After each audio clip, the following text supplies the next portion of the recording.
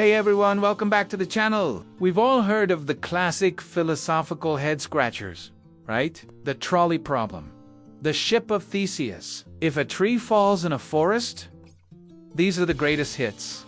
The ones that make us question everything we thought we knew. But what if I told you that philosophy is like a massive iceberg? The famous problems are just the tip.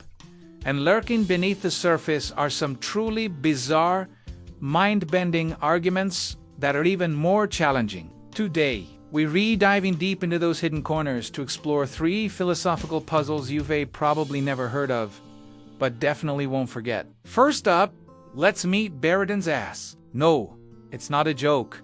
It's a profound paradox about free will and decision, named after the 14th century philosopher Jean Buridan.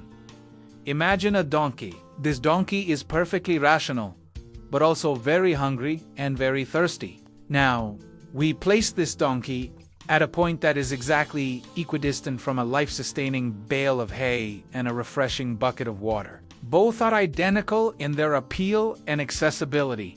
The hay is just as tempting as the water. The distance is precisely the same. So, what does the donkey do, according to the logic of the paradox?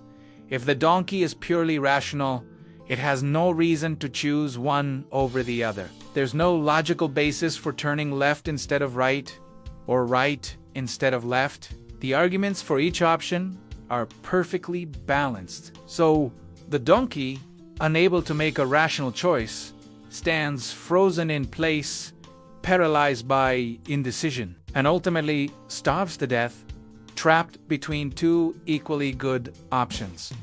This seems absurd, right? A real donkey would just pick one. But that's the point. The paradox challenges the idea that our choices are always based on pure reason. It suggests that something else must be at play. Maybe an arbitrary impulse, a gut feeling, or what we might call free will. It forces us to ask, when all options are equal, what truly drives our decisions? Is it logic or something more mysterious? It's a simple setup with profound implications for how we understand the very act of choosing. Now, let's move from a donkey to something a bit more toxic. This is Kafka's Toxin Puzzle, proposed by philosopher Grigory Kafka in 1983. It is a thought experiment that brilliantly dissects the gap between intending to do something and actually doing it. Imagine an eccentric billionaire approaches you with an unusual offer. He presents you with a vial containing a toxin. This toxin is not lethal, but it will make you violently ill for 24 hours. It's guaranteed to be a miserable experience, but you'll make a full recovery. Here's the deal. The billionaire will give you $1 million tomorrow morning. The only condition is that at midnight tonight, you must genuinely intend to drink the toxin tomorrow afternoon. You don't actually have to drink it. In fact, the billionaire will be gone by then, and there's no penalty if you back out. The money is yours to keep as long as, at that specific moment at midnight, you have the firm, unwavering intention to drink the toxin later. Sounds easy, right? Just form the intention, get the $1 million, and then, when the time comes, don't drink the poison. But here's the puzzle. Can you truly form that intention? You know that once you have the money, there's absolutely no reason to go through with the painful act of drinking the toxin. A rational person would take the money and then ditch the vial, and because you know this about your future self, how can you genuinely intend at midnight to do something that you know will be completely irrational to do tomorrow? You can't just trick yourself. The billionaire has a super advanced brain scanner that knows if you're faking it. You have to mean it. But your own rationality works against you. You want the money, and to head it, you need to intend to do something that you have every reason not to do. This puzzle reveals a strange paradox about intention. It shows that sometimes we can't will ourselves to have a certain intention, even if we'd be better off for it. It separates the value of Having asterisk an intention from the value of asterisk executing asterisk, the action itself. It's a mental trap where your own logical thinking prevents you from winning the prize. What would you do? Could you convince yourself to drink the toxin? Finally, let's step into the Chinese room.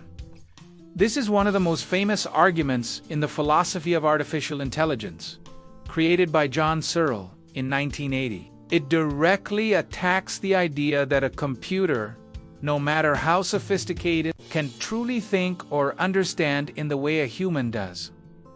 Imagine you are alone in a locked room. You don't speak a word of Chinese. You can't read it. You can't write it. To you, the characters are just meaningless. Now, through a slot in the door, people start passing you slips of paper with questions written in Chinese. Inside the room with you, however, is a massive, incredibly detailed rulebook, written in English. This rulebook tells you exactly what to do with the Chinese symbols you receive. It says things like, if you see this squiggle followed by that squiggle, find the slip of paper with this other squiggle on it and pass it back out. You don't understand what any of it means. You're just matching symbols to other symbols based on a set of instructions. You become incredibly fast and efficient at this. From the perspective of the people outside the room, something amazing is happening. They ask a question in Chinese, and a few moments later, a perfectly coherent and intelligent answer in Chinese comes back out. They might ask, "What is your favorite food?" And you, following your rulebook, might pass back a slip that says Peking duck to the outsiders. It seems like whoever or whatever is in the room has a deep understanding of the Chinese language. They would be convinced they are communicating with a native Chinese speaker. But you, the person inside the room, still have no idea what's going on. You haven't learned a single word of Chinese. You do want to know what Peking duck is, or that you even answered a question about food. You're just a symbol manipulating machine. Searle's argument is that this is exactly what a computer running a program does. It processes information based on rules.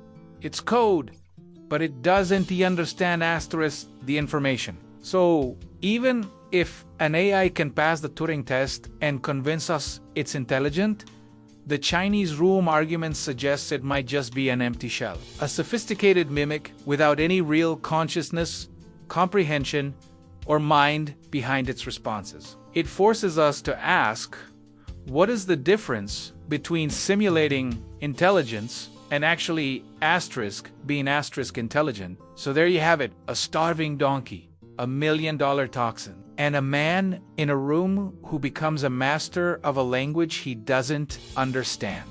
These aren't just quirky brain teasers. They're powerful tools that philosophers use to probe the very foundations of our reality. They show us that some of the biggest questions about free will, intention, and consciousness can be found in the most unexpected scenarios.